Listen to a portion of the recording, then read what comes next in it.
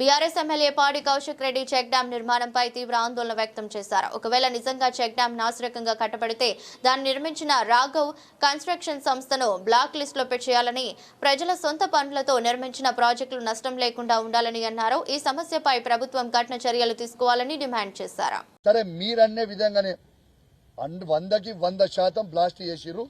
మీరన్న విధంగానే ఒక నిమిషం నిజం అనుకుందాం. మరి ఆ కాంట్రాక్టర్ ఎవరు?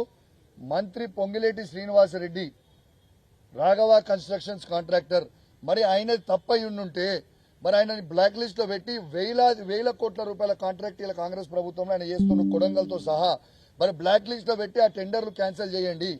టెండర్లు క్యాన్సిల్ చేసి చేయండి. ఎందుకు చేయరు? మరి మీ నోటికి వచ్చినట్టు మీరు మాట్లాడితే ఎవరు ఊరుకుంటారు? For more videos subscribe to BCN channel. గంట మర్చిపోకండి, కొట్టేసేయండి. Please subscribe BCN channel. Please subscribe BCN channel. ఇందులో మీకు కావాల్సిన అన్ని రకాల హంగులు ఉంటాయి.